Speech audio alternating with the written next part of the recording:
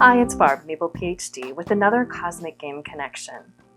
It's October, which in my household means Halloween. So I thought I would tap into the creepier side of the universe with this month's video. And what I found is this image, which contains the final death cries of a massive star.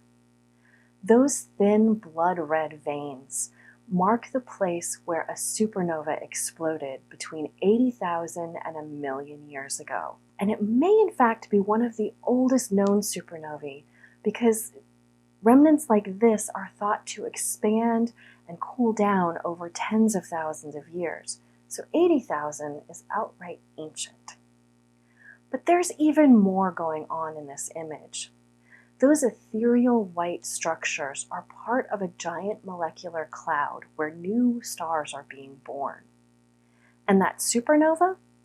It appears to have breathed new life into this cloud because the places where those tendrils are interacting with the cloud, there are sites of brand new star formation. And so this haunting starscape is showing us that the dead will rise again. And so when I thought about this starscape and the location where stars have figured out how to raise the dead, the game that came to mind was Dead and Breakfast. Dead and Breakfast is a simple tile-laying game where players are competing to scare the pants off of their guests and become the most frightening inn. In Dead and Breakfast, players are drafting domino-like tiles that they will play into their inn. These tiles depict different windows in their inn and may have some creepy creatures like spiders, witches, or even a ghost. As they place these tiles, they need to keep in mind a few things. Their inn will take up a 5x5 grid. The starter tile that they get at the beginning will be their entrance, and it has to be on the bottom floor in the center.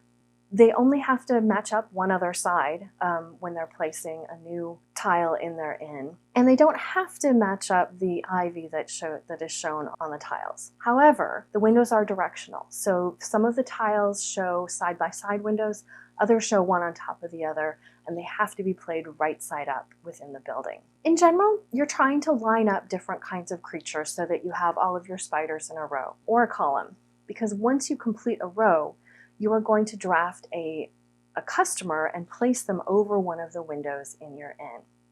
That customer is going to show typically one type of creature that they are afraid of, and then arrows either up and down or side to side. And at the end of the game, you will get more points the more of their particular scary creature shows up in that row or column. Once everyone has finished their 5x5 grid, the game is over. And players look at each of their customers and tally up how many points they get based on those creepy creatures in the rows or columns that contain that customer.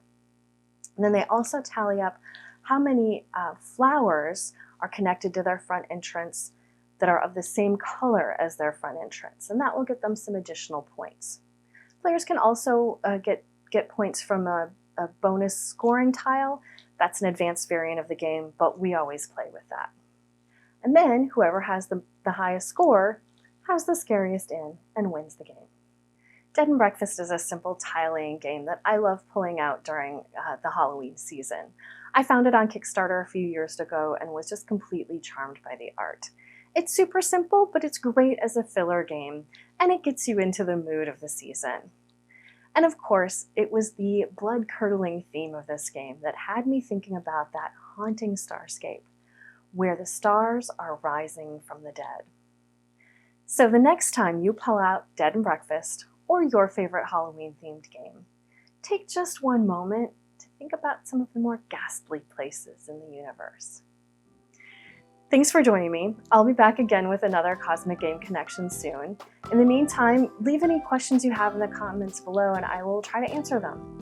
You can find me elsewhere on the internet as @MaplePhD on Instagram and Twitter, and I have a blog at maplephd.com.